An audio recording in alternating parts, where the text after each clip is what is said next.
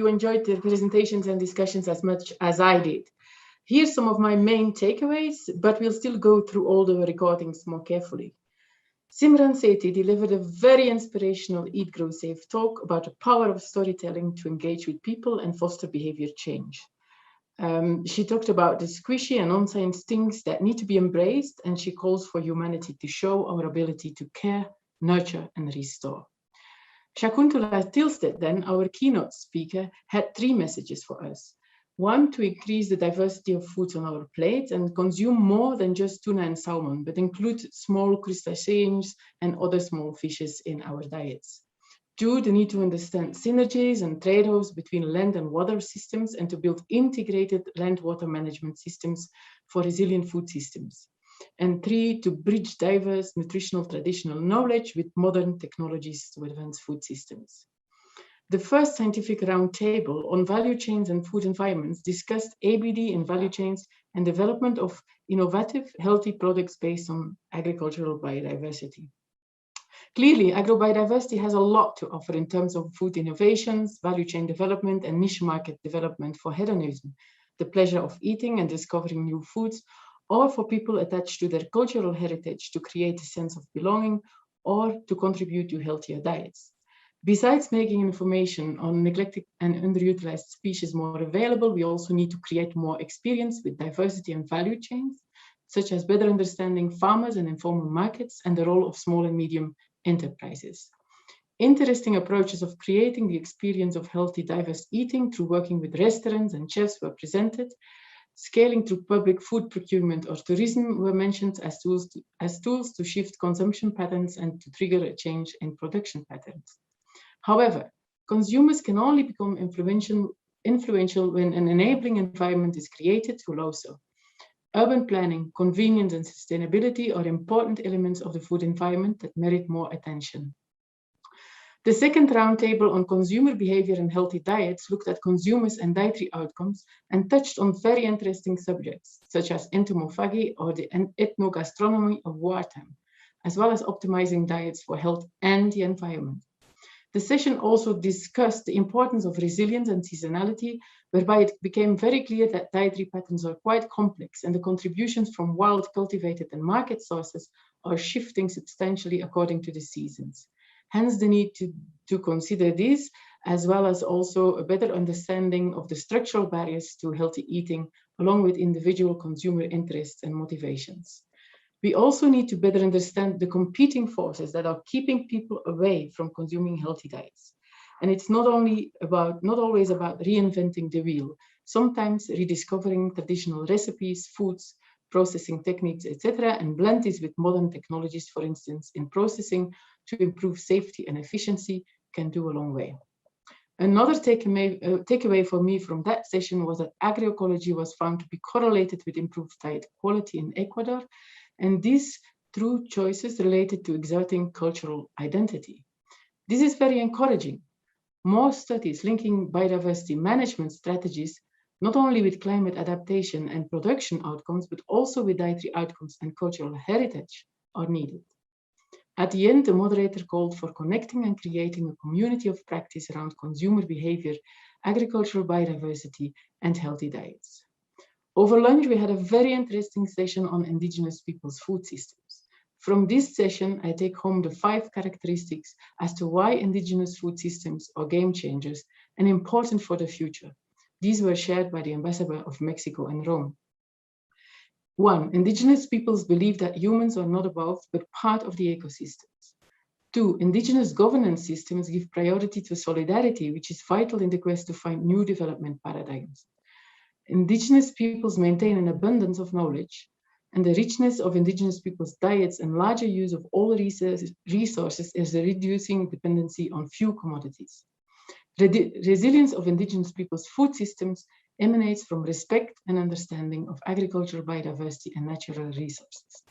Several panelists during that session called participants to join the Coalition on Indigenous Peoples' Food Systems, which is about indigenous peoples and their unique views on food systems, but not only for indigenous people. There is a huge need for collective action here, and Lucas will share further insights. During the Policy and Business Roundtable on Shaping Healthy Food Environments, Google Food presented experiences of offering healthy, pleasant eating experience for their Googlers. It was a great practical example of what was discussed in the scientific symposium, exploring the benefits of agricultural biodiversity in terms of healthy well-being while creating awareness on planetary health and food systems. By the mere fact of its scale, and together with its partners, Google dreams about being a lighthouse for food systems transformation through its procurement model. An interesting example of the interplay between private and public sector governance and finance in the traditional leafy value chains in Nakuru, Kenya, showed that bottlenecks are multiple and intervention packages are needed able to tackle the complexity of food systems. Coordination of stakeholders is crucial, but taking its time, and it needs local government support. This was also echoed by the example of the Sahel company in Nigeria, whereby value chain interventions and farmer capacity development had to go pair with policy and advocacy strategies. Interesting examples of rebranding agricultural biodiversity were given by Javara company, by Helianti, Helianti introduced us to the concept of economies of scope that are prevailing against economics of scale.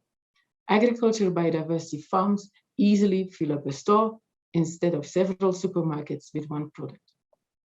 While Yuhuazong, to me, was the example of how creative, dynamic youth players can become real food system transformation challengers through their actions and awareness-raising activities at different levels, including policy and business. Youth need to be informed and motivated to take part in agriculture and help shape our food system transformations. Finally, countries need to also take charge of their contributions to creating consumer awareness and linking dietary guidelines with food system transformation pathways, such as including emissions in the guidelines. Finally, we had a session on generating and using food composition data and all its implications. It was quite different from the other sessions. While consumer awareness and education strategies often use food-based dietary guidelines, these guidelines should be based on the knowledge of what is inside those foods. For many of the neglected and underutilized food species, no food composition data are available, so they tend to be neglected in policy and business. On the other hand, making large batches of data available to the public without adequate policies might also lead to misappropriation. How can we work together with the local communities that have been preserving this diversity for a long time is one of the questions to be addressed. Not necessarily in monetary terms, but also in terms of capacity building, value chain participation, and awareness on the healthiness of their own local foods. A question that clearly asks for more collaboration between research, policy, business, and the local communities in order to get it all right. In Brazil, food composition data was able to influence public policies such as school feeding and food acquisition programs, and even informed the basis of an ordinance on social biodiversity, prioritizing native foods based on nutritional content. Small and medium-scale businesses, on the other hand, are requesting core research into food product characteristics, such as looking into digestibility and bioavailability, differences in varieties and behavior of nutrients under different processing techniques. Let's also not forget that the variability in nutrient content within species can be bigger than between species. For instance, a desert banana without vitamin A or a vitamin A rich banana from the Polynesian islands can make the difference between a vitamin A deficient child or a healthy child. One of the main bottlenecks cited, however, remains funding availability to generate these data by national research institutes and the need for enabling policies supporting agricultural biodiversity. With this, I give the word to Lucas, who will also give his impressions of the day. Thank you. So hello, everyone. My name is Lucas Pavera, and I'm a food system researcher who has been supporting Celine Termote and the Alliance in organizing this Consumption Day, and also the Indigenous Peoples sessions on Production and Conservation Days, together with the Indigenous Partnership. So please join us also on the other days. And let me tell you first that with Celine, Elisabetta, and also FAO Indigenous Peoples Unit, we have spent great efforts of putting together today's program and speakers. So thank you everyone for your contributions and for joining this exciting journey with us today. I think it was a very productive day, packed with knowledge and lessons on how to study and leverage biodiversity of local crops, but also wild food plants and indigenous foods for improved diets and nutrition. Let me highlight some most interesting and important learnings from the day for me. From the scientific symposium in the morning, I was very inspired by the talk of Shakuntal Tilsted on her call for integrated land-water strategies to explore synergies for food, nutrition, and livelihood.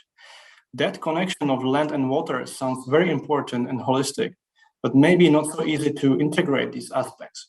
Therefore, perhaps we need some new cross-sectoral programs to build this integrated approach. I was also excited to hear how the restaurants can play an important role for conservation, promotion, and awareness on local crops and biodiverse foods by Gloria Luzani. Also, our panelist Jessica Bogart reflected on that.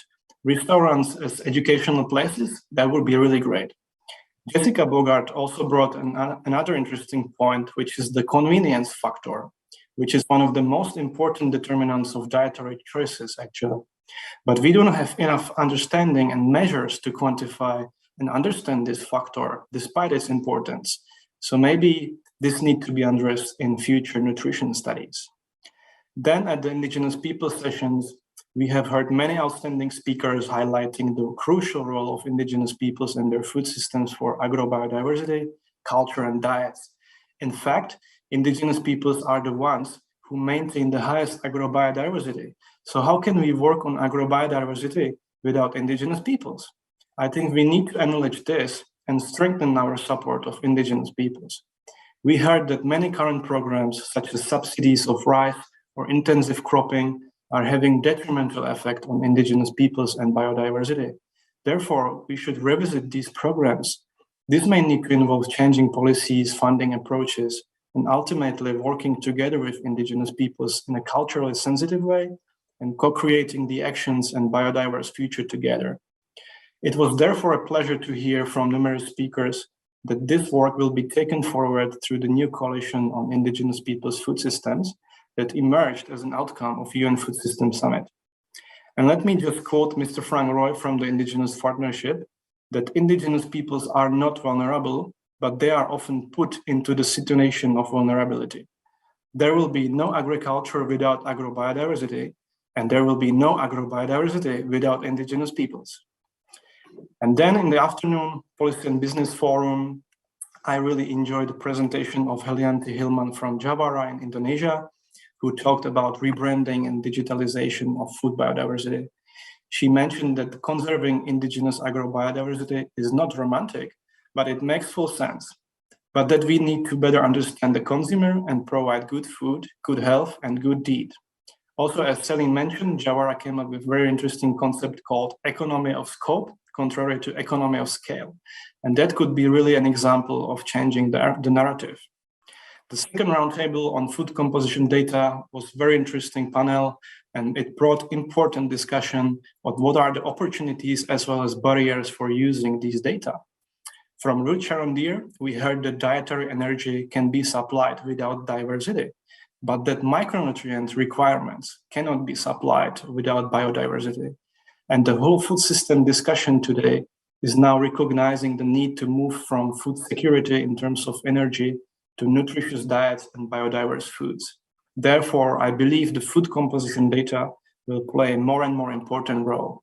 And let's hope for more research, funding, and support on this.